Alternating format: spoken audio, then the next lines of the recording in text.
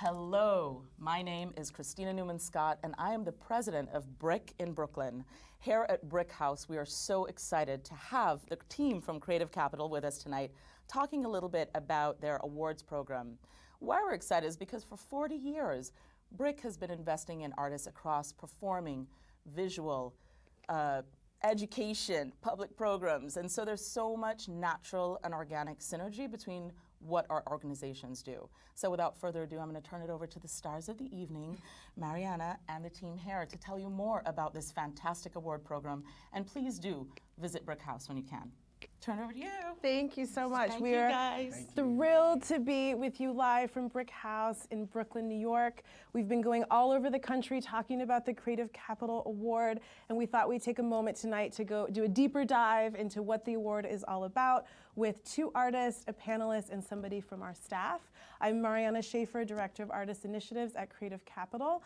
We are a nonprofit arts organization that supports individual artists with bold, groundbreaking ideas, and we do this through the Creative Capital Award.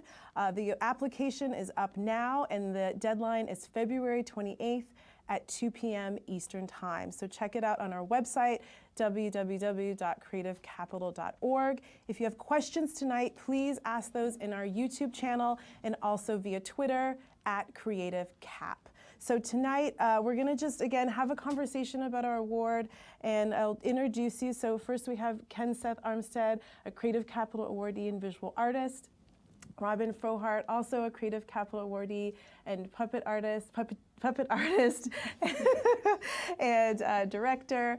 We have Brittany Collins, our Artist Services Manager at Creative Capital, and Rasu Jalani, Director of Recruitment at New Inc., and also a 2019 Creative Capital panelist. So thank you all so much for being here tonight. I want to start it off by hearing from our artists to talk a little bit about your projects, just to give us some context, and then we'll go into a little bit more of a conversation. So Ken Seth, why don't you start us off? Thank you. Thank you for having me, and thank you for Creative Capital for supporting work of dynamic artists. I won the Creative Capital Award in 2008 with a project called Spook. Spook is the story of James Armistead Lafayette, who was a slave and a spy during the American Revolution. He helped end the American Revolution, and when I ran across this story, I wondered why I'd never heard it in my history class. And then I asked everybody what they were going to do about it, and I found that I was the one who had to do something about it. So I created this project called Spook. And essentially, I made a screenplay, I did installations, I invited people to read from a screenplay that I'd made and casting calls, and I worked on a feature film called Lafayette Forgotten Hero with Academy Award-nominated filmmaker Orrin Jacoby. And we made a film which, at the end of the project, was showed on Netflix for like 2 years. Wow. Probably, you know, as an artist, very few people see our work in galleries, but this was interesting because they used my artwork in this film. And essentially, I raised awareness about James Armistead Lafayette and also the 20% of George Washington's army that was African during the American Revolution, the 30% of the British army that was African. And the Spook project, essentially, now, of course, there's a TV show about spies during the American Revolution, but my project was before that. And when I found this thing by Googling, my last name is Armstead, and this figure, James Armistead Lafayette, it's a slightly different spelling, but it's my family name. And so now, if you do Google this term, there's History Channel, you know, and it's like, every museum that I went to find his portraits, they all do a section on Africans during the American Revolution. They have mugs, they have t-shirts of James. And so in a 10-year program, I did create a new founder for people who was African. Beautiful. Thank you. Thank you. Robin, tell us a little bit about your project. Yeah, my Creative Capital project is called The Plastic Bag Store. And it's an immersive puppetry performance. It's a fake grocery store that exists in a real storefront, except for everything inside the grocery store is made out of plastic bags or plastic trash or plastic waste. And inside the grocery store, audience members can come and the store starts to transform around them, and the grocery shelves become part of the set, and the frozen food section becomes a frozen ice cave that you can crawl inside, and there's all kinds of hidden rooms. And I weave a story that's follows the ancient past to the present day to the far off future and explores plastic as artifact and people in the future are excavating our plastic trash and trying to make sense of it and interpret its significance in our lives and getting it way wrong. So yeah, that's the project. I'm still working on it today. It's had an initial performance earlier this year, but it'll be touring over the next couple years. Excellent. Thank you both so much. We'll use that context of your projects to talk more about these other aspects of the application process. So why don't we start off talking about disciplines? Last year, for the first time, we had an open application that was for all disciplines, and artists working in any discipline could apply, and we're going to do that going forward. So we're very open. You can apply in any discipline. But as part of the application, we ask you to select 2 disciplines, a primary and a secondary, which I know sounds incredibly contradictory, but we really want you to be expansive thinkers, and we're interested in your discipline. And the reason why we do that is we want to match you. We want to match your project to a reviewer who you would like your work to be seen by. So for you, Robin, what would you have chosen for your discipline if you only had 2 to choose? I would choose theater because technically it is theater, and then I guess visual art because the work is very visual. Mm-hmm. But I definitely think it. Initially, I had applied in another category with the project, and wasn't really thinking about the point of the category was who would be reviewing my application. Mm-hmm. So most of my work has been in a theater context. My references are theater folks, and so yeah, I would definitely choose theater. Yeah, for that reason. And for you, Rasu, when you were looking at applications and reading them, so Rasu had the opportunity to look at applications across all disciplines.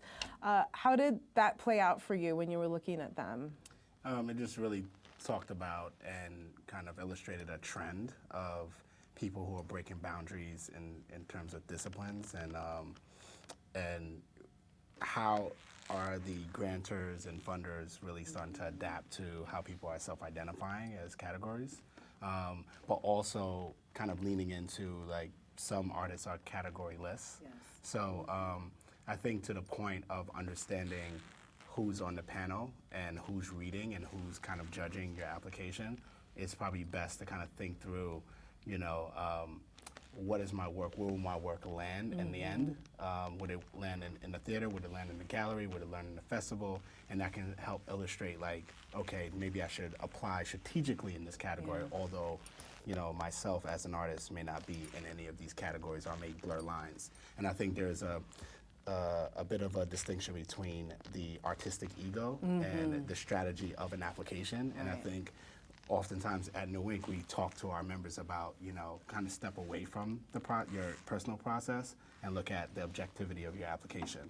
So me as a panelist, I had to think about, okay, what is the art and what is the message this person is trying to convey?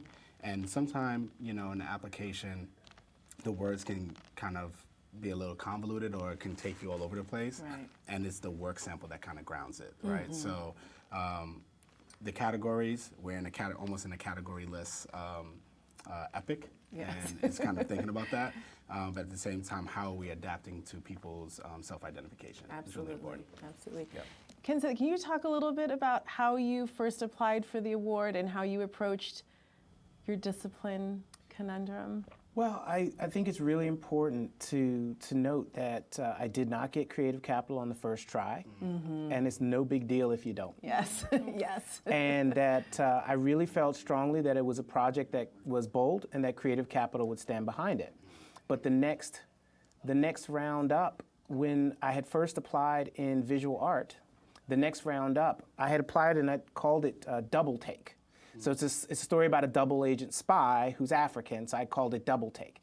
And then the next round up, I applied in film and video, and I called it Spook. And those are really the substantive changes.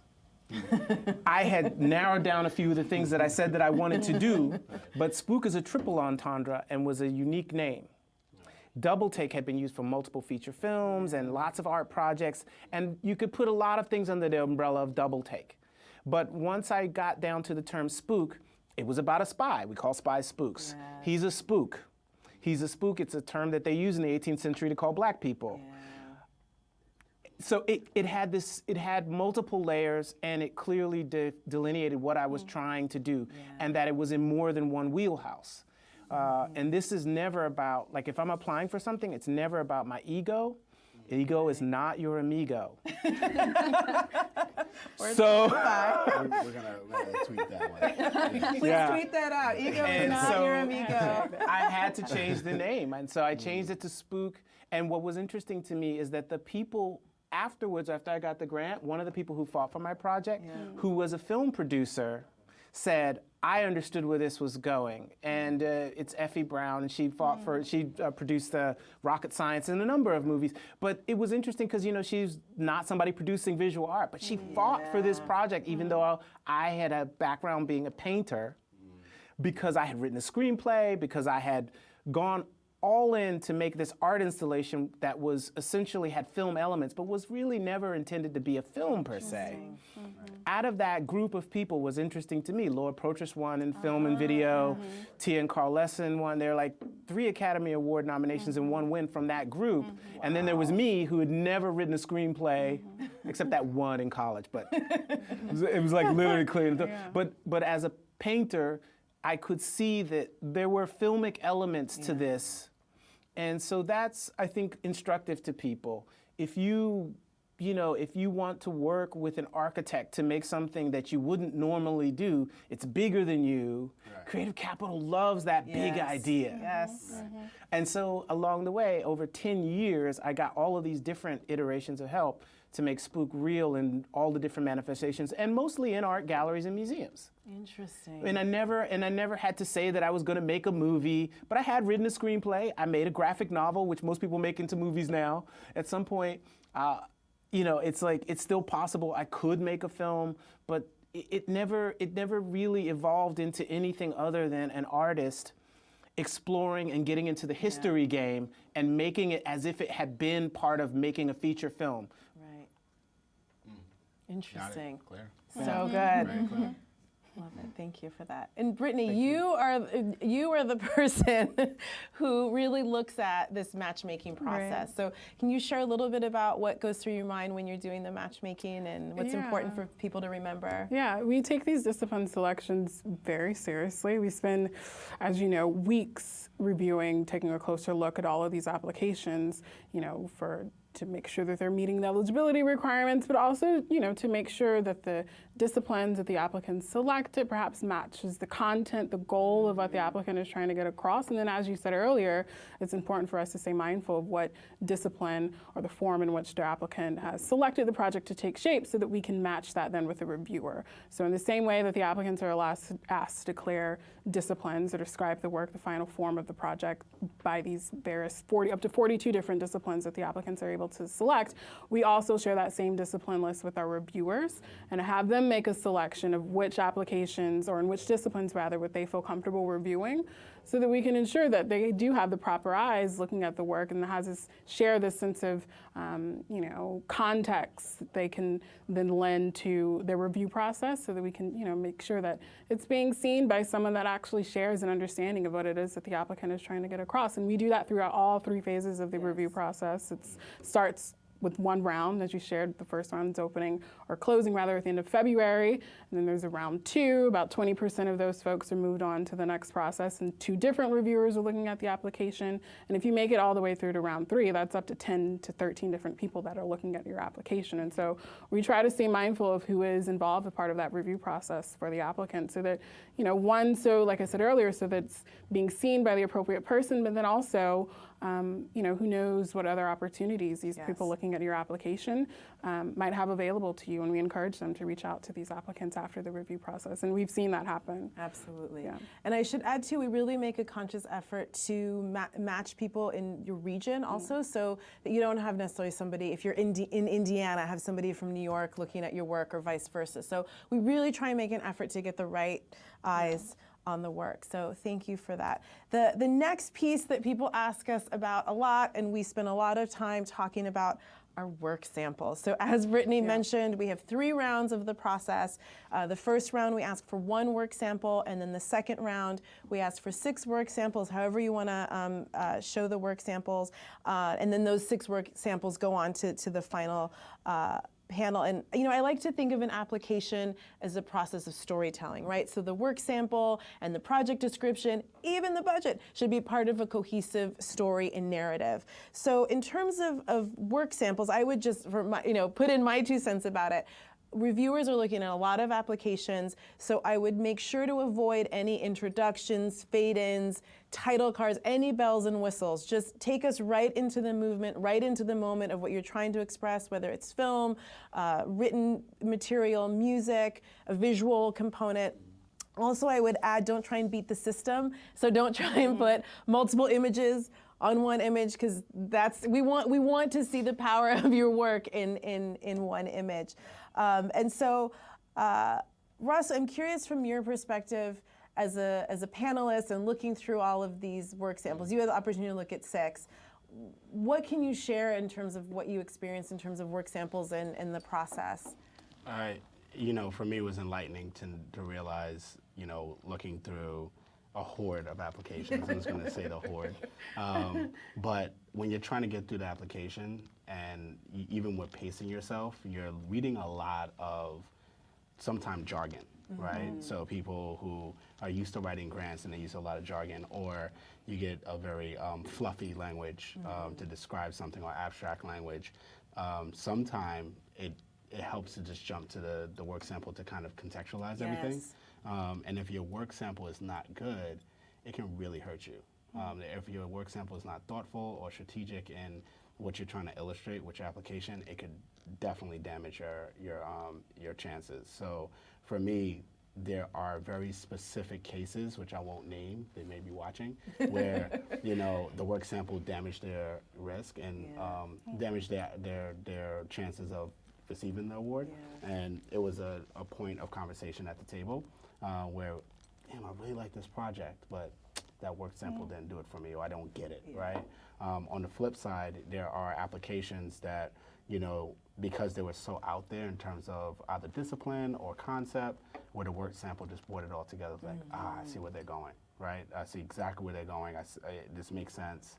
I may not have seen anything like this, but it gives me something to sharpen my teeth around and tangibility around the project. So work samples are golden. I call it the golden ticket with applications, honestly.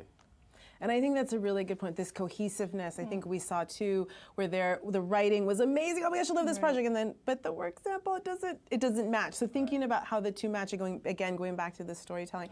For you, Robin, how would you approach the singular? Because your work is so multifaceted. It's the puppetry, and then it's the video and the film and the immersive experience. So how do you approach this? I always feel really good when I get asked for work samples, just because my work is really visual.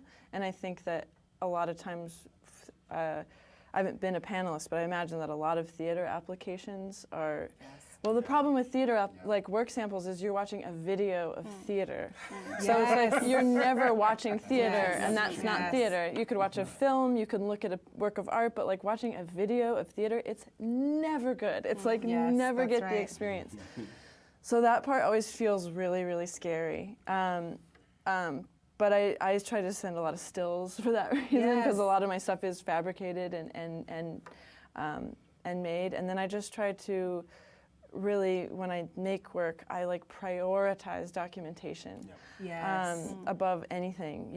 And don't get your friend to do it who wants to do it for free, or like, or don't like just ask someone to like, oh yeah, snap a few pics. It's like you have to like really make sure that you have someone on it and take that really seriously, because it's like you said, it's like make or break, I think also for performance, it's really tricky for sure. I don't know what's the way around that video of theater problem. Well, to that end, sorry to jump in, Mariana, but with theater, my experience being a producer on the theater side is if you can get the venue who have maybe high-end cameras to like document and then ask for rights or license around that content is really helpful. I think overall what we're saying is invest in, you know, good work samples, whether get an HD camera or get a professional to shoot it. Camera phones, probably not, you know. And also thinking about audio, right? We're thinking about the visual because you can do sound, so just thinking about audio. And also for our literature applicants, you know, thinking about what piece of written work you wanna show us. And so, yes, there's a lot of things to keep in mind. What do you think, Kenneth, about work samples? Well, I think work samples are really, you know, I mean, that's the whole game. And I think that whenever you write something, you have to be careful because it can distract from the game. And so don't say too much. First and foremost, don't say too much. Less is more, no fancy words. Yes. Period. And with the work sample, for myself, because I was applying in film and video the second time, I actually made a particular film and video just for this thing where it was, I had a HD cam, I got an NISCA grant to do technical production, so I had a great HD cam. I got my brother-in-law to be James Armistead Lafayette. He looked like him. I went to get I went and got a theater costuming, there are a bunch of theater costuming places then, so I had American Revolutionary costume that was top flight, like for theater. And I took him out to Fort Greene Park. I had my HD cam, and I stole some music. But at the end of the day, when my trailer ran, and I had been doing digital video since the 80s, the late 80s, on They Max. had digital video? I'm just kidding. It was not good, but I had been doing video, so I had a film trailer like I had a film, like I had a 45-second, a 30-second, a 15-second trailer like I had a movie, and I had a screenplay, and I was working on a graphic novel, so it was all very rich. And when people saw it on the big screen, it wasn't like, you know, panelists are not soothsayers. They need real steps to help see what you're going toward. So when they saw my trailer and it looked better than regular film trailers of films that were already made, they were like, well, he could probably do something, maybe. And that was a very big help. And so that's how I feel about that. And as far as documenting work, when I couldn't do it better for myself, I remember I used a professional photographer. And what was interesting to me, after 10 years working with a professional photographer, then I could shoot my own work because I began to see how she went about doing what it was that got to that shot. If you're not getting any grants and you're thinking that it might be your images, work with a pro. That's right. Learn how they do it. It is craft. It's not like, you know, anybody can go into a ceramics workshop and make a perfect pot. You have to learn how to craft a thing. So that was a bit long-winded, but it's all it was really instructive helpful. to how I got Absolutely. my Creative Capital grant. And I think that when the person who was fighting for it on that panel, they saw that, they were like, wow, that's going a long way for somebody who's a painter to do this, and they committed. And one image can show commitment. Absolutely. And I would say too, make sure to we have a space for you to describe the work. So help us put the work in context also. So don't skimp on that piece of it. So to your point, Ron, so when you're in that moment, what is this work sample? A few sentences, a few lines, when it was done, a little bit of context, I also think goes a long way. And I also, for us, you know, it's a tricky conundrum, right? Because if it's work that you haven't done yet, right? You have to sort of think about what I can show, but also historic work is okay too, because we want to understand your ability to execute and your aesthetic vision or what you're thinking about for the project. And Brittany, I don't know if you want to add. Thank you for bringing it up. I was just going to mention that, you know, as you're putting together the work samples, no matter what format it takes, it should, above all, just build confidence on the reviewer side of things that you have the ability to execute this incredible idea that you're trying to put out into the world. And so, obviously, that can take many forms. It could be related to the proposal that you're putting together, but if it's a new idea, obviously you may not have samples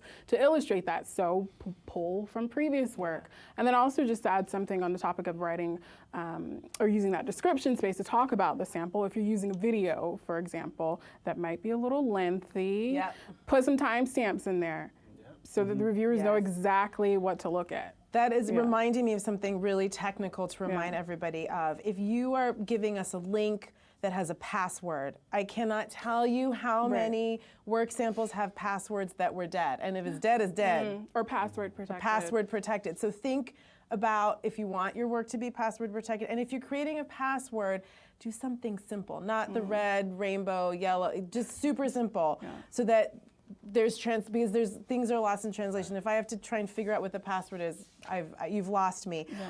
Someone has asked if you can do trailers. My answer to what type of work sample is whatever is telling your story best. If your trailer is telling your story best, then do that. We do have a timestamp limitation for audio and for visual, and then a page limitation, so just be mindful of that. But I would say anything goes as long as it's telling the story of your work. That's excellent. The next thing that's a big part of the application process is obviously the project description. So just a reminder, the Creative Capital Award is given to individual artists or collaboratives for a particular project.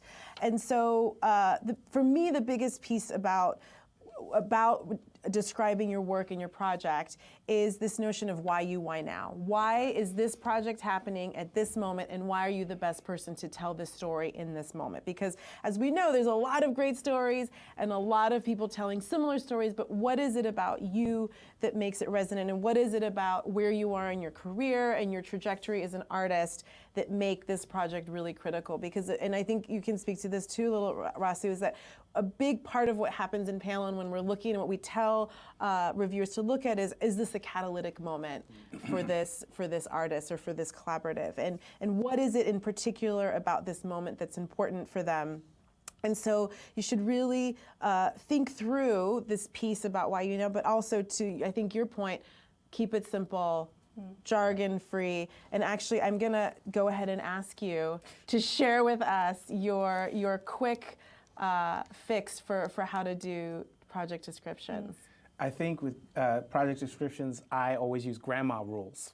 And I made this thing up called grandma rules because everybody has a conflicted relationship with their parents, but like no one has beef with their grandparents. And no matter what you're trying to describe to your grandparent, they'll like listen to you all day and you'll never get mad, and you just have this conversation and you know they don't know what you're talking about. But somehow with your grandparents, you don't use buzzwords and you will just talk it out. Whatever you would say to your grandparent, that's what you should say about your work. And it's very easy to use grandma rules. And it gives you a picture of someone to talk to about the work and them asking a question back. And grandma rules, I have tracked every grant that I've applied for since 1990 something. And so my return rate every year is 20%. If I apply for 10 things, I get 2 every year. I can't predict which 2 sometimes. but the reason why is grandma rules and the fact that when I do the description, I look at what I wrote, and when people are responding to it, I say, well, maybe this writing, somebody's responding to this writing, and I work on my project narrative or the description from the ones where I win. So I work from strength to strength. You know, I like that. You don't have to recreate the wheel every time. It's a waste of time. And you might, if you're a professional artist, want to apply for more than one thing in a year. And for me, it literally is 10 things a year. And I'm not somebody, like a lot of the people who create capital, they're multidisciplinary, interdisciplinary artists. And it's very important to be very simple in the language that you use. And now from the Spook project, I make public art installation. So there's no boundary between me and the public. And grandma rules help me to very naturally just talk to anybody like I talk to my grandma. And this is a very important thing because with Creative Capital, they're putting you onto a bigger stage. And there'll be more people outside of your wheelhouse who want to talk to you about it. Dancers who want to talk about it, and dancers don't speak your individual language in the same way that you don't speak their individual language. So if you make this very simple way of speaking about your work, you don't have to recreate it. That's right. And it's comfortable. And it also, I think, it takes a lot of the wind out of words that are $50 words. That's right. And you know, no one understands that anyway. I mean, so it's fine, but it's fine to use specialized language in certain cases. That's right. Nothing wrong with it. But when people can't see you as clear and as short as possible, That's right. Robin, you were talking about a friend of yours that was describing. Yeah, well, I kind of not the grandma rules rule, but similar, in a theater application, like there should be a short description that would be clear enough as if you were describing it to your friend who you were trying to get to go. Be like, I have an extra ticket for this show. They're going to be like, what is it? And you're like, well. And you wouldn't launch into you wouldn't use a lot of buzzwords or big fancy language to describe it. You would be like, it's this puppet show, there's live music, you would use these, like, you'd paint a very clear picture, at least initially, so that they could understand it. Yeah. And I think that's a really good point. We have a space for short description, and that is our shorthand for when we're creating lists or we want to describe something really quickly. So take some time on the short description. So that's going to let us know very quickly, like jog our memory, what's that project, what's happening. For you, Rasu, in that, again, being in that interdisciplinary panel and reading so many, what do you have? What are your tips? So I'm going to piggyback off of the two artists and say that I always reminded of Malcolm X's term of make it plain, and just make it very plain and simple. Grandma rules, the one-liner to get your friend to a theater. I think all of those are useful. One of the advice I give to friends that are applying or people in our incubator is when you're describing your project, have an inner circle, outer circle, inner circle, inner circle, and an outer circle. And the inner circle is literally the kind of the brevity around the project. So that's maybe a paragraph.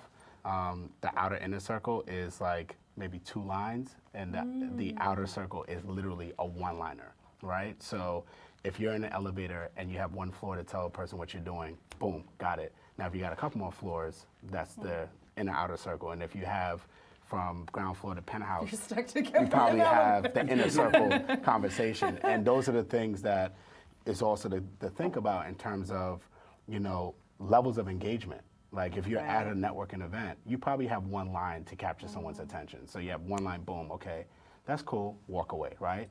Now if you have the one-liner and the person like, oh, tell me more, then you have a longer conversation. Tell me more, let's go grab a wine or grab coffee. Now you can go deeper into it. So having those levels of description is very important, and I always remind myself of that because I'm very long-winded most of the time. So it's just having the inner, outer, right? And that's really important. The last piece I would say really is be very careful of like acronyms, like genre-specific acronyms. So for example, I was one of few people on the panel that understood what VR, AR, and all that stuff was. And people were like, AR and EV, I'm like, ooh, you're assuming that your reader knows exactly what you're talking about, right? And especially if your panel, we have to be very mindful of like generations and age, right? My mother has no idea what VR and AR is, right? So if you're saying that, augmented reality or virtual reality, explain what that is, right? We had a conversation when I was over with you last week. Somebody asked about that. I said, you got to say it's a place where you stay. You have to describe the experience. It's wearing a goggle, you go into another realm. That is VR, right? AR is you get to see what's in front of you and there's objects, So it's kind of like understanding that who your reader is, and again, you're not writing to yourself, you're writing to someone. Just assume that the person is as dumb as me. Like I literally am an idiot, right? So I'm gonna read it as an idiot, right? So, context is important too, I think, right? Like framing, again, it's part of the storytelling and painting a picture. And from your perspective, Brittany, what do you think is most successful when you look through all of them basically, so. Yeah, well, I think it's really interesting what we're raising here is how just going through the application process pays dividends in other parts of an artist's practice. If you're literally proposing the unimaginable, write it, think of your reviewer, the person that's gonna have to like potentially go along or go with you on this journey, help them understand what this thing is. But then also you raise the point of the why you, why now question. I will also encourage folks to pay special attention to that question around non-monetary support. We'll get into this, but the Creative Capital Award is not just money.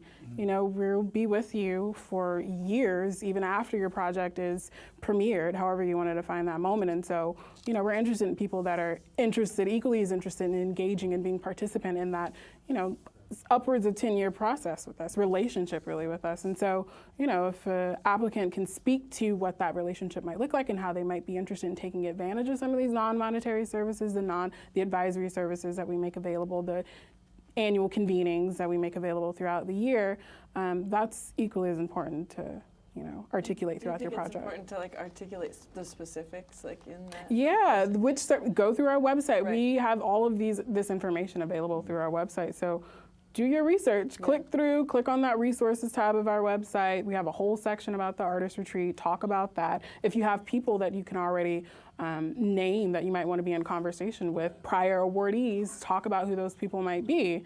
Because that just also builds confidence and let us know that you're really thinking seriously about what it is that you're trying to accomplish and really thinking through who might be a participant in that resource team for you. Because that's the work that Mariana and I will do along with the potential awardee. That question specifically, what is the non-monetary aspect, is a very interesting trick question because it does have to work for us too. It's like this person has not read through what creative capital is, what resources they have, what the network is.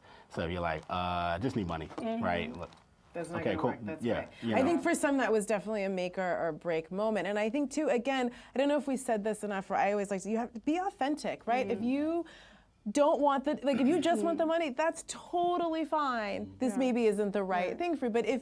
But if you do spend some time in thinking like, wow, how could I benefit from a community of artists where a dancer can talk to a visual artist and collaborate and come up with something different, or what is it, that's what is really unique about the Creative Capital Award, is that we're with you for a long period of time. And Ken said you got your award in 2008, and you're here with us today, and you're happily here with us today, and it's amazing. I love the community, Yeah. and that's one of the best things about Creative Capital. On top of which, it isn't just about getting the Creative Capital grant. Whether you get the grant or not, to me, is immaterial. But what happens when you follow the process is that you learn how to grow and communicate. This is super important. I just did a project here last year at BRIC. And it was a project about the number of slaves in New York in 1776. So I had one feather for every slave, 20,000 slaves in New York in 1776. 10% of the population is slaves. I knew BRIC's program, okay? I knew BRIC's program. They'd done a project called $1 Million Block. And I knew their programming, and I knew that this would appeal to them. I knew their curatorial mission. And I knew that our mission was aligned. And this was something that they would want to do. Whether or not they did it, it was an open call. It was an inaugural commission. And so I was the first artist to do this commission. But I knew that it was something that they would want to partner with. Like, people want to get in fights. They want to get in good fights. People don't want to sit on the sideline and be like, yes, you're again becoming a fat, rich artist. They don't want, that's not a fight. But people want to get into an exciting opportunity to change the world. And so for me to make a piece about the 10% of the American population in New York that was slaves, I knew the BRIC would want to take that journey. And having the opportunity through Creative Capital to sort of see myself as a creator, creating things and all the different kinds of audiences that could come to my work in a broader way, it helps you take that step back from your process. This is a really important thing for artists. I know someone who just got the grant this year, and I had her over to dinner. I'm like, you know, welcome to the community. I know you're terrified, but there's going to be people every step of the way to say step 1, step 2, and you're growing, and you can't at the beginning do it. That's fine, but you're over 10 years you can. I never would have thought like an Academy Award nominated filmmaker would call me up to give him story ideas and to partner with him on a film, but in year 9, that happened. Right. And I think one thing I want to pull up that you said year 9. And that's something really critical about the Creative Capital Award too. Robert, you're still working on your project. Yeah. We're with you for the for the long haul, and that's another really important aspect of, and that we want to talk about, a really important aspect of the award, and something that came up a lot in panel is timing, right? That we want to be with a project that has a long tail, and then that we can grow with you and support you. And I think for many, because we live in such a fast-paced world and this drive, that it's sometimes hard to realize, like, we actually want you to slow down. Right. We want you to really slow down. You know, I talked with my son about sloth pace, and that's what we're talking about. Like, slow down, think about it, and so that's when we ask that question on the application. That's really what we're talking about. How long do you think your project will take to complete. And complete is also relative term. For us, we have this premiere moment where it's how we can support you and put the project out into the world. But it can be an iterative process for you as well. And I think, we had a question about, there's a little bit of a sidebar, but about how you approach budget and paying yourself. And so the award is we disperse funds over over this period of time. So we sort of, in a way, serve as a bank, but we work with you to really be strategic and say, okay, you have this pool of money. What are key points in this 5-year, 6-year, 10-year, 2-year process that we're with you that you can use the funding? So it's not, here's all the monies. Right. Do you, but we're really there to be supportive. And one note that I just want to say that you heard me say this multiple times too, always pay yourself. Pay yourself first. Pay yourself first, and really pay yourself, and really think through, what does it cost for me to live? What does it cost for me to do this project? So that's something we also want to make sure to emphasize, that it's really important. And just a note about budget, we won't really go into deep detail and I've said this before, but I'll say it again, because I think the money and the budget is often the scary part. Right. But if you think about it, it's telling your story. A lot of our projects that we looked at, it's a $3 million project, but the budget is $300,000. And that also shows a level of readiness and understanding of that you've done your homework, if you're shifting disciplines, if you're going from something different to another. So that's just something to pay attention on. So one other piece as part of this that we wanted to talk about are the elements that we ask reviewers to think about. And this is something that's on our website. We're really transparent about it.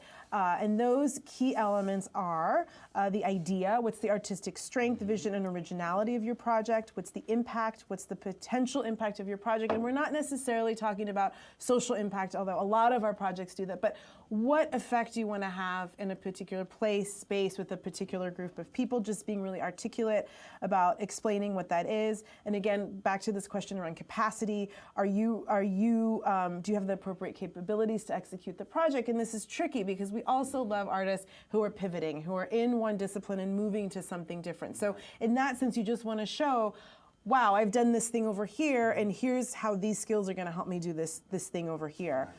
May I add something to that sure, specifically? absolutely. So I think it's inherent in the name, Creative Capital, is that, if you really look at it from a standpoint of investment, anytime an investor or a bank or anyone like that is going to give you money, they're going to look at your history of how you handle money. They're going to look at your history of good business and so on. So if your artistic or creative practice is your business, and you have not shown a history of success or a history of completion or a history of handling your budget or whatever, like good or at least good, that's where, there may be a little bit of tension. And not to scare off new artists or, it's just one of those things that how do you go back to telling a good story, but also how do you show a history of success? So if I'm pivoting from painting to film, look, I'm a badass in painting, right? I've come up with these concepts and I've executed in all of these. Now I'm doing a transition. With my history of success shows you that I put work in, right? And here's a budget that shows you I did my homework, and here's a project description to show you that I'm clear about my vision. Boom, right? If that's a startup, same thing. A person wants to see that vision, they want to see the history of success. If you're a bank getting a home loan or a small business loan, they want to see the same thing. So we have to be very real about we're in a society that looks at historical record and that being economical, and how that plays out in awards as well. So this is not to scare off people who are like anti-capitalism or anything like that, but we also have to be mindful of the fields that we're playing in. And if we try to, outsmart the system, you're kind of outsmarting yourself. Right. Absolutely, absolutely. One thing that's also important about a piece that comes up a lot too is generosity. And so I am always I've been with Creative Capital just about a year now, and I'm always just in awe of the level of generosity of Creative Capital artists. And it's really phenomenal, and it doesn't matter what year you got the award. We've been around for 20 years. We never have, we call on our artists all the time to do things like this, and there's never a moment where we don't have artists that are willing to step up and be supportive of us as an institution or be supportive of each other. And so that's also a really big component of the application is how do you demonstrate through this storytelling, through this narrative, your interest in being in that type of community and your interest in being generous. And again, when we say these things, I really want to be clear, like if this isn't your vibe or this isn't, what you're interested in, it's okay. Because, if this isn't authentic to you, it'll come through in the application. So I would say be authentic about this and you could say, hey, I'm not used to working in community, but I'm curious about it. Or I want to understand more, or this aspect of it is really interesting to me, but not necessarily this one. So I live in a region of America where I don't have a community around this project. Exactly. Right? And we saw a couple of those people living in pockets of America that may not have a creative community, and outside of the actual work, them needing a creative community to help bolster their own creativity, but also to give them those kind of shine lights and those dark spots on your process as well. So I just wanted to jump into that. I'd also say a lot of other artists will read my work, read my descriptions, and I think it's one of the most useful things. And regular people read my descriptions. It's a very useful thing. Yeah. Don't be shy to ask your friends. And for anybody who knows me, everybody knows they can shoot me an email with any description for anything. And I will read it and give them notes. And it just takes me a minute. It might be important, but it might not be. But I've heard over the years from my friends that when I give them notes, it sometimes changes the whole way they see it. And it happens for me all the time as well. So, like my friend who's getting it now, I think there were a couple people who were asking me about applying. And I remember I just said, yeah, be bold. And there wasn't anything I wanted to change in there, but I was like, be bold.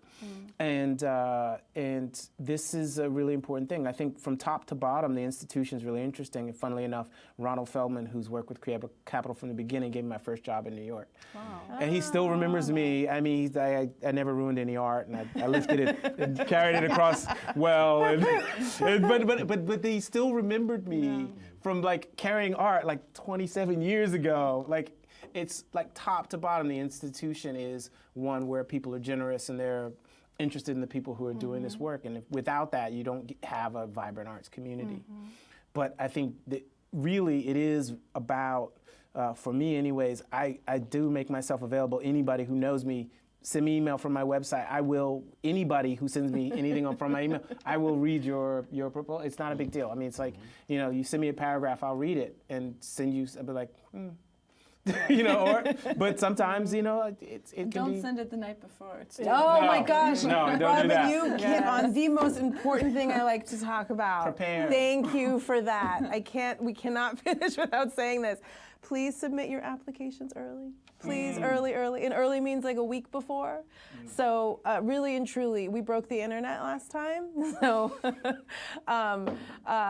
please think about it and be prepared. And I would say, log in, see what it's all about. We have guidelines. There's a lot of information. We really work hard to be super transparent about this process. So please make sure to. My artist services staff is working almost around the clock to be responsive to questions that we receive by email. Also, there's a chat help button throughout the application site. Feel free to just open up that chat box. I'm there responding. You can shoot over a quick little question. There's a whole team of us at Creative Capital that will be responding. And then also just the application process itself. We do try to make a lot of information available and hopefully make it as straightforward as possible. We try to build in resources into the website itself. There's various, PDFs about how to put together a work sample, how to put together a budget for almost every single one of the questions on the application site. There's a little, we call it helpful text section to just further contextualize and elaborate on what it is that we're looking for when we're asking these specific questions. So just click through all of that. And then if that doesn't answer your question, shoot us an email or send us a chat message. And I would say we are all working together to make this happen over this next month. And I would say be thoughtful about how you're using that currency and reaching out to us. We really try and respond in a timely manner. So really think through, look at all of the resources first before you ping us. And I think we hit a lot of the really key elements of the Creative Capital Award and the process. I'd love to turn it over to you all before we go to questions, if there are any out in the world. If there are things that you might that I might have missed or you'd want to share with potential applicants? Well, I would say that just my experience with Creative Capital, that the non-monetary resources have been far more valuable. And I know I wrote in my application, like, I would really like to take advantage of, and I felt like I was just saying it because I thought I was supposed to say it. but seriously, that has been my experience. Like, just going to the retreat and the connections that I've made there ended up funding the last 2 years of my life. And has launched me into, like, I don't do any more freelance work anymore, and that would not have been possible had I not made the connections, just the people resources of Creative Capital. So yeah, it's helpful to think about that. And then I always try to tell friends who are applying to, like, in the be bold thing, like, pick the thing, like, don't pick the thing that you've been, like, working on and it's almost done, or you've been chipping away on it for 10 years. Like, pick the really big idea that you want to be living with for the next 3 years, not something you're tired of and just want to finish and that you just need this last little chunk of money to just wrap up. It's like, think about where you want to go and what your big vision is, because there's not other grants like this or other support like this where people are like, slow down, take your time. And so, yeah, pick something that you want to live with, even if you don't have all the answers. Fortunately, the application process is really long, so you can kind of be, even if you only you need to know this much for the first section, and then you'll figure it out over the next year as you're applying, and by the end you have a full-fledged idea. Yeah. Exactly. Yeah. And I think, too, another beautiful thing about the way we work is you can come in with a project and it evolves over time. We've had folks who come in with theater and leave in literature. So it's okay to pivot. We're really, we're really open. One thing that we've been talking about as we're looking at our current group is one thing that we're a little bit more strict about is this question of collaborators. And so that is the one area that's probably the only area where we're really clear and defined on. So I just wanted to make a point of mentioning that again, a collaborator is really somebody, like, think of it as a relationship, a marriage, to your point, Robin, like, who are you going to live with for the next 10 years? Who has equal parts contribution to the project? So, of course, as we know, so many projects, your brother-in-law, like, there's people, like, I'm sure you have a whole crew of people working that plastic.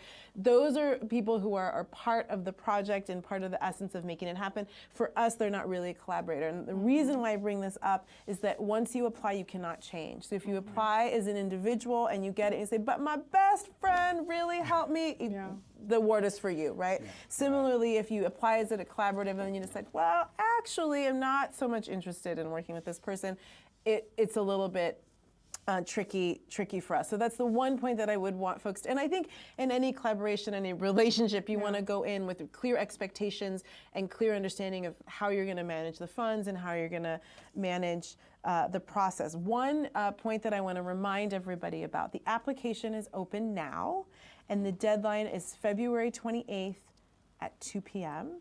And so again, apply early. I would also say a point, if you don't know, work on the application outside of the apply site.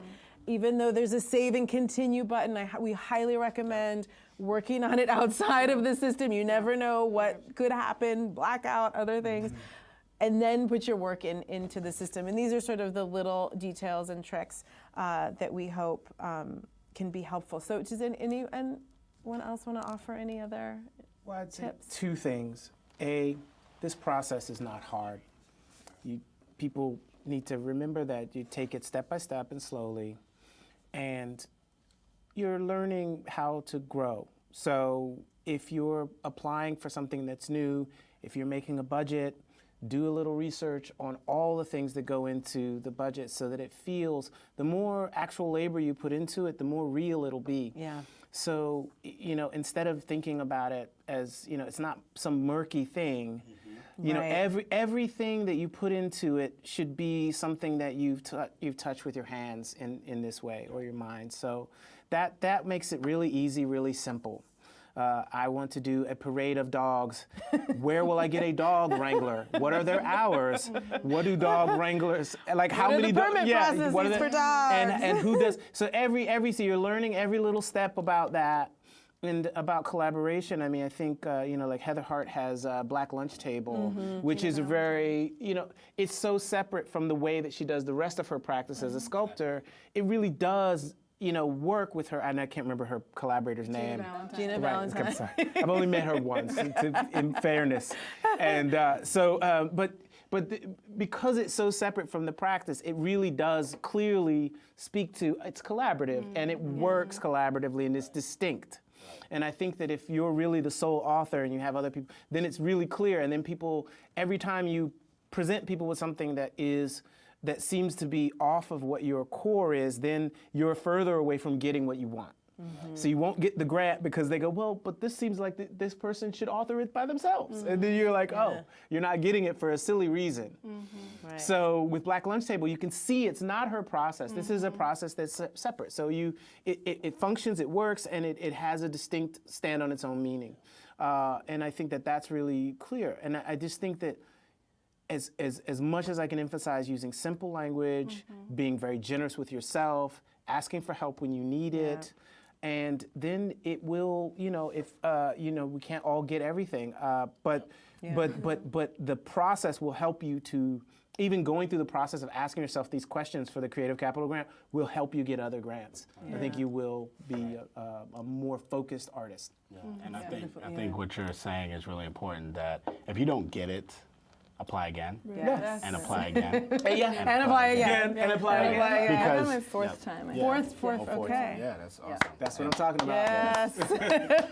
Yes. Yes. You definitely don't get it if you don't apply, is the thing. For sure. You're definitely Very increasing your But chances. how many times did your language shift between each application? Well, I mean, I applied different projects, but I applied for a similar project the last time I was rejected, and it was even like bigger and more insane, and I'm really glad that I didn't get it because I actually wasn't ready for that. And maybe that was clear in my, I had a big idea, but I hadn't pulled off enough to know how insanely big that idea was. And so then I kind of like honed things down in there. And so I definitely feel like it came at the right time. But I also try to remind friends and myself, like when you apply for something, like even if you don't get it, it's like free advertising because you're exposing professionals in your field to your work, like people who might never know about you.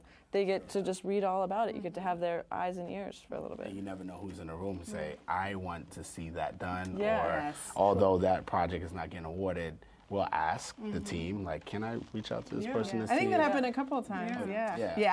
Absolutely. I was like, that project, I want to help it, So I think part of it is literally putting your ideas in a board of, like a brain trust of some sort. I like that. And I think the other aspect of it that's really important, and we said it a couple of times, but I want to reiterate, money is nothing but an energy exchange. So like, you vote and you put your values with your money most of the time, not all the time, but in this case, it is the value. We see value in the project, we see value in your idea. So that's one aspect of it. But really what happens is, and I think this is something that we stated really clearly, but I think is understated in many of artistic communities, is the community aspect. I run a community and people actually pay to be in that community. So, the thing when you're getting money and a community is literally the double blessing. And you made this point earlier where, you're getting the award, but the generation of the award and generation of the community helps you build your practice and helps you think outside the box, and the blind spots as an artist, and as an individual starts to enliven, and you start to realize, oh, I can do bigger, I can do better, or so on and so forth. Or even different, or a different way. Absolutely. But I also think it's important to note that, like Simone Lee is a creative capital artist, and she's amazing, and she's doing amazing work, and she works with a great gallery. But for a lot of people, they're not working with galleries, and they're not part of any commercial art world. So there's a larger story being told every time you send your work out, as you're saying, that people are looking at this, and it's advertising. But I don't think of it as advertising at all. I think every time I'm sending out this, people are seeing a story about how I build my practice. And so what's interesting to me is that for a lot of people, you can grow the strength of your work with a cohort of people. It's a very slow business. It can be 15 years before somebody wants to work on a project with you. And this is a very real thing, that somebody sees your work and it says you're great, but 15 years later they want to do a project with you. And over that time, you know, like I've sat on a lot of panels, and this is like, you know, last time I was on a panel giving and doing, I think I'm gonna have to recuse myself because I think for some things, but like for institutions asking for money from NISCA. And so like I learned about how it is that the institutions are structured, and I was giving, it's like something like $100,000 to institutions. And then I got a different story of how the institutions see themselves. And then if I do it again next year, which I think I will, then in fact, I know I'll do it this year, but I get to see an update from what criticism we gave them last year. And people are doing that with you as an artist. Right. They are taking note of what you did, and when they see you reapply, they know you're serious about it. Whether or not they want to work with you or not, I think that this builds, and I think there's a whole career to be had just, you know, for people outside of the commercial world, and for so much of the art world right now, so focused on getting gallery shows and this, but you know, there's so much work that is outside of the boundary of what can be bought and sold. That's right. Yes. And I think that this process will apply to all of that, and there's so many spaces where you'll be able to say, you know, travel for your work, do residencies abroad, and for and engage people in a community, and they really understand what you do, and it multiplies what you do when you start gathering the people behind you understand what you do. That's right. So I think that that's important to say, and I would say for me, you know, Creative Capital really changed my process. I used to make, I mean, and now if I make one work a year, that's where I want to be. And each work takes about 3 years of planning to do. And people are now really patient with me about that. And they come to me and they, do you have a big idea? And I do. And I don't, but I do. But I'm working on it. And if it's the site, and it's like, and some people, they work with you over 3 years, and they'll say, well, yeah, that's worth getting involved in, to have an idea in 3 years that really makes a history in the site. So this was something I wouldn't have imagined, having gone through Creative Capital, that it would do that. And that my process doesn't have any bearing on any other body's process, but that's fine. And you're sort of learning how you do. And there's no, you know, we're not making cars, we're not making widgets. That's right. And that's super special. I think Creative Capital is one of the few places where they, you know, over this time, you know, you're having these conversations and they really grow what you do.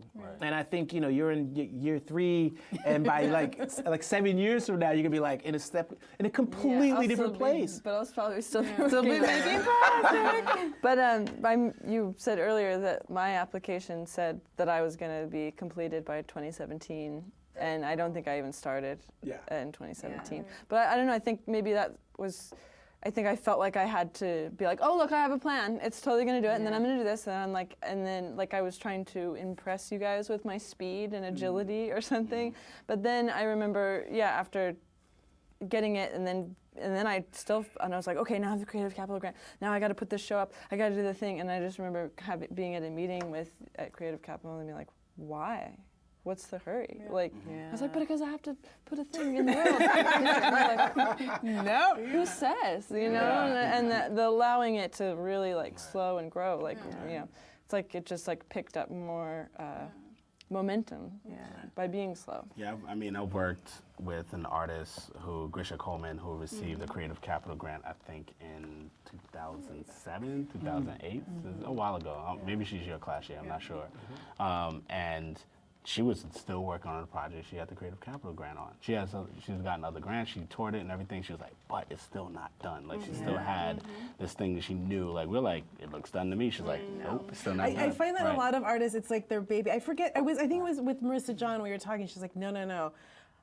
Sorry, Marissa, if it wasn't you, but there's an artist that was like, no, that's my baby. Like, I'm saving it for this, you know? Like, I'm doing all these other projects, but no, my Creative Capital project, like, that's the thing that I'm nurturing and that I want to take time to grow and develop over a long period of time. I'm wondering, Brittany, if you can share a little bit with us about, you know, there's something that happens as part of the first year of being part of the Creative Capital Award process. In the first year, we really are getting to know you. There's an orientation. It's a very intensive period of being with you and building this community with you. And one thing that happens is we bring you to a retreat where you talk about your project.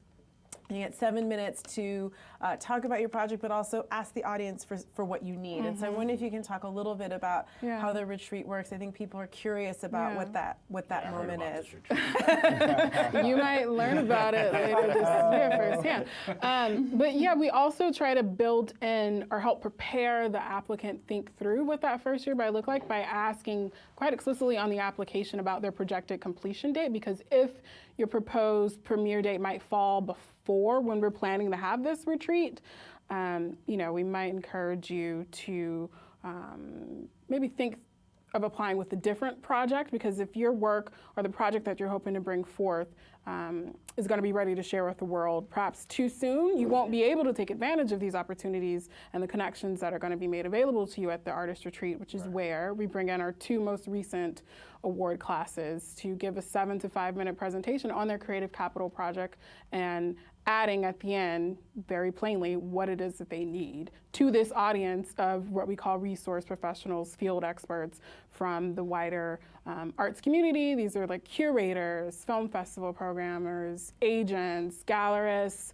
so on, literary agents across all, the full spectrum of art forms, folks that have this proximity to opportunities and resources that they're in that audience to help share and make available to these folks on the stage that are presenting their work to them. And so we ask you as part of the application process as well, if you make it to round 3, or you can even mention them in round 1, who you might want to be in conversation with so that we behind the scenes can start getting to work and making sure that they're in that room. Over the many decades plus that we've been doing this Artist Retreat and just our larger, field work and hive building of meeting folks out in the world like folks here at BRIC, we've established these connections of folks that are equally as generous as our artists to contribute and share and offer these opportunities to the Creative Capital awardees. It's a fabulous group of artists. People are excited to work with them. When they hear all of these presentations on the stage, it's incredible to hear about it all in sequence. And so it's really mobilizing. It's really exciting, and people are really, are eager to work and be in touch and in conversation with the artists because they too want to see it and we want to see it happen. And so that's largely like the energy that's happening at the Artist Retreat. It's a presentation, a quick, somewhat brief presentation about what it is that you're trying to accomplish, and that's also why it's important to, have that language and be able to articulate what it is that you're trying to do in your application, because you're also going to have to actually verbalize it and speak about it at the retreat if you're invited to come and if you become a Creative Capital awardee. It's a bit of presentation giving, a little bit of what we call speed dating, where we put you in direct conversation with about 5 of those folks, 5 to 7 folks from the audience it's a bit of a curation of, the artist selects them themselves, and then us on staff, we sort of make a selection of maybe you don't realize that you need to be in conversation with this person, someone from a different discipline perhaps. If you're a writer, maybe you need a conversation with someone from a museum or perhaps film, television producer. So it's a really exciting thing. We're really excited to bring it back this year. We sort of go off-site. We call it a retreat. It sort of feels like we call it adult day camp. A little bit of adult camp. And Robbie, you got some resources. Your project shifted a little bit. It was great. I get to go back this year. I'm very excited. I already marked the days on my calendar.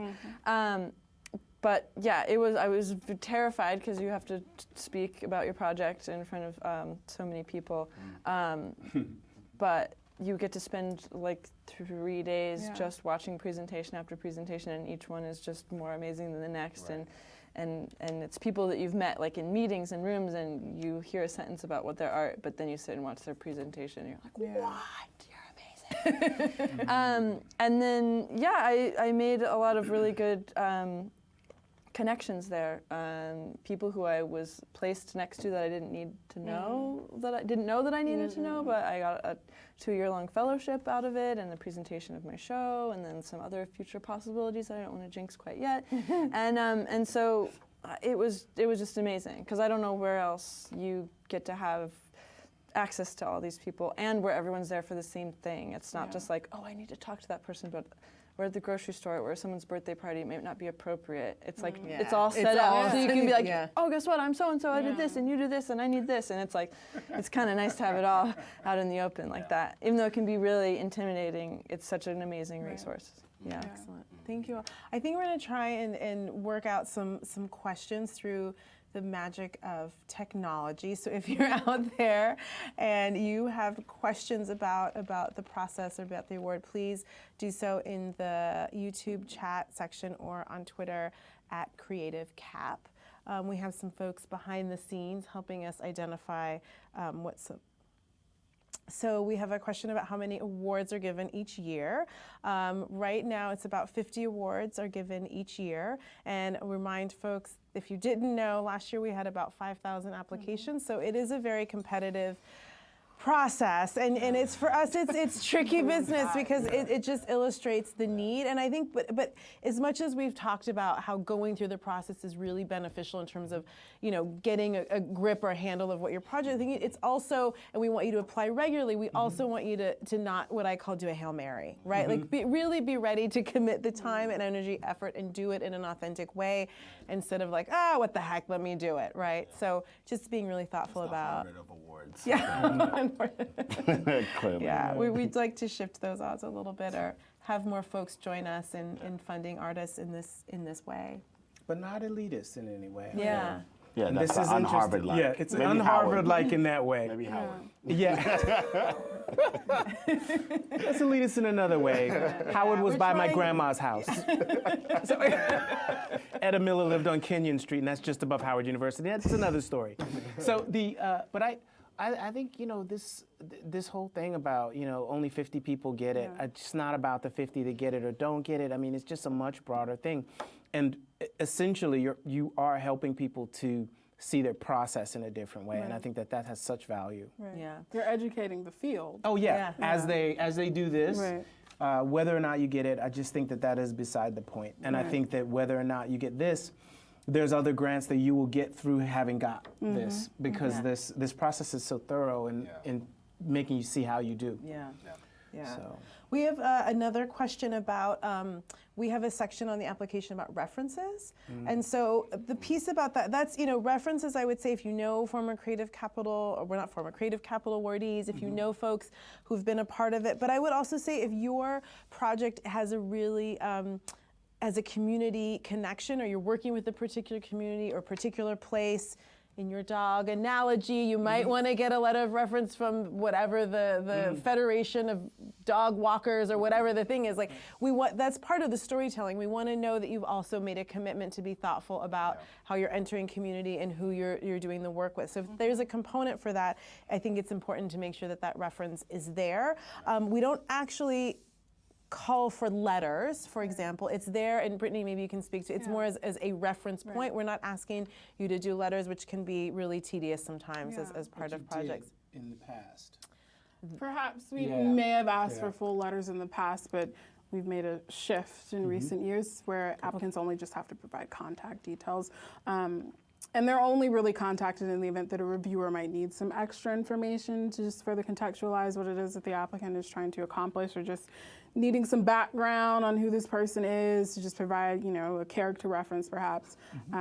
It is required to share a professional reference. This institutional community reference that Mariana is talking about is not required. But if you do, if it's relevant to this project that you're trying to get across, by all means, please, fill in that box with some contact information. And tell your references that Exactly. you're putting Yeah, exactly. in a situation. If I saw my name on an application, Right. I You're don't like, know anything Oh, about that that's does happen. right. Yeah. Ooh, that's right.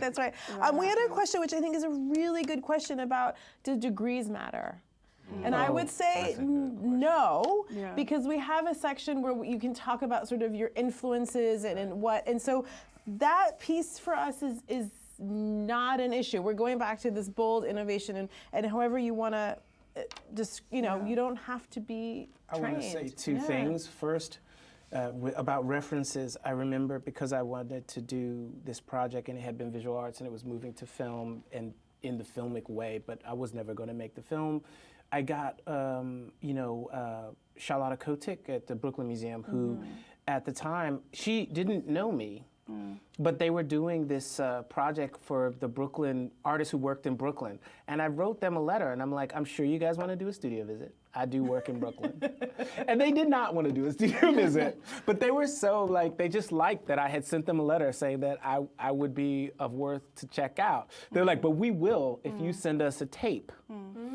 Look at your tape. So sometimes, you're asking, if you think there is someone who can be influential to you for creative capital, there is no reason why you cannot write them a reasonable letter.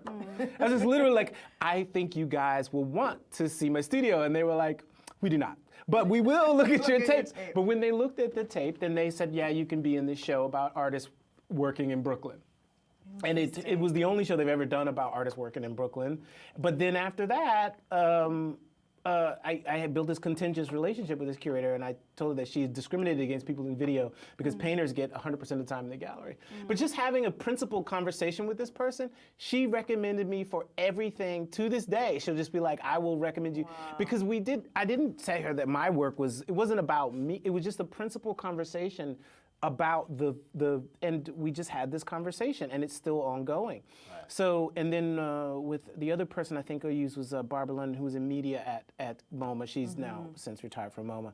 But this was important because it strategically put me between the poles, the museum, and the museum media person, that people could say, oh, well, how did you even get to know this person at MoMA or whatever? But it was, just the hard work of actually just, and for me, sometimes there are people that I will talk to and I don't have any interest, I don't think they're going to show me, but I will have a conversation with them about what they are doing. Yeah. And some of them, they've never, MoMA has never shown me. Barbara London never showed my work, but she did allow me the opportunity to be seen better for creative capital. That's interesting. Was the question, do degrees matter, like education? Yes, degrees? yes. I can say that I don't have a degree, and it hasn't ever mattered. Yeah. And it hasn't mattered. It hasn't mattered working. It hasn't mattered teaching in university. It hasn't mattered working with universities, having fellowships. The universities don't ask. So I would never let that hold you back at all. Yeah. We had another question about does age matter, which I think is a parallel to this conversation. So the only requirement we have is you have to be 25 years old, and that's really just to show, we want to show folks that have had like a range of practice before they apply. But I will say, our youngest applicant or awardee is 26, and Brittany, how old is 89? 87. 87. Although in the last round we had an applicant that was 101. Yeah, so age absolutely does not matter. And we talk about this notion of discovery and rediscovery. So artists who have been working for a long period of time, but who are shifting or who are being rediscovered, who have been sort of off, and so we really, part of our principles and what we really strive for is this idea of diversity in all forms, and that includes age, it includes perspectives, it includes types of art forms. If you look at our list, we have things like cultural organizing on there, we have literature, we have comedy, we have architectures, we're really broad, and gaming. We have really broad in all of these notions of how we think about art and artistic practice and creative. Disabled awardees as well. Yes, exactly. Geography. We're really working to make sure, I think, for us, because we're in New York, this has been a very New York, in some ways there's a New York-centered conversation, but we're really interested in, if you don't have the MoMA person, but who's the person in Kansas or Alaska, or who, again, this goes back to the storytelling piece, like how is who you're putting forth and what you're putting forth part of the narrative. And we're really curious about artists working everywhere, even though we know that folks are in New York. And one thing that we did add on the application this year is this question about sort of hometown and where you're from. And part of that is to really understand, a lot of people move to LA, or a lot of people move to New York, or these cultural hubs, but we're really curious about, I grew up in Denver. I've been in New York for almost 20 years. I was born in Brazil. So I have these threads that are going to give context, if I were an artist, give context to the work that I'm doing. So we're really curious about those contexts and really understanding what your roots are and where you're from. It's the why you're doing exactly like your work. Clearly there's a why underneath You know, strong. yes. But I also think it's really interesting that we're doing this to explain to people how to do this and how it can be done. And you invite someone with no degree and someone without a master's of fine art. I have a master's of science. And between the two of us and the very different way that we work, I mean, there's clearly a strong, I mean, in the work that you do, there's a strong capability to see why it matters when. Like you know why it matters right now. Right. I don't think you have to ask. I mean, and this is if you are asking yourself why somebody would fight for this, then you've got to ask more questions of the work. Yeah. And I think it goes back to the original question about categories, where you know, we look at the history of art and the cultural sector. It's been very, very elitist and you know, gatekeepers. You know, going back to the degree part, I don't have a degree in art at all. You know, I have a bachelor's in science, but made my way through it. And the fact is, like, to be considered a panelist to review and not invalidate is not the right word. It popped in my head, but that's not the word I'm looking for. But to advocate for application is signs of, like, we are breaking barriers of categories, of hierarchies, of, you know, these archetypes between, do you have a master's? Like, there's many universities that some of us cannot teach in because we don't have a master's in art. However, we're, you know, contributing to a capital award. Right. That's beautiful. Yeah. Thank you for ending us on that note, because I really think that's something that we spend a lot of time thinking about and being really open in our process. We have about 10 minutes left. I think we could keep talking and talking and talking. Thank you all for such a rich conversation. I'm wondering if there are any other questions out there before we wrap up, and we'll just take a minute again for the magic of technology. I don't think we have any other questions. Again, everything is on our website. Check out our journal. There's a lot of information there. We have a particular article that's "You've made it to the next round. Now what?" as part of Creative Capital. There's all of the presentations from the retreat are on our YouTube channel. So there is a wealth of information. And then also information about all of our amazing 700 artists. 700 artists now on our website, and so that is something that's really exciting for us. And we're heading into our 20th anniversary, so this is a big year, and thinking through what's next for us. So thank you all so much. This has been really a wonderful conversation, and we're going to keep doing this. I think we're going to keep doing these really great conversations. So I think it's one thing to see the information or to read the guidelines, but it's another thing to really understand the nuance and the stories you all have to tell. So thank you so much. And thank you all out there for joining us. And we will be seeing your applications on the other side. Thank you. Thank you, everybody. Thank you. Thanks for having us. Absolutely. Let me just pause and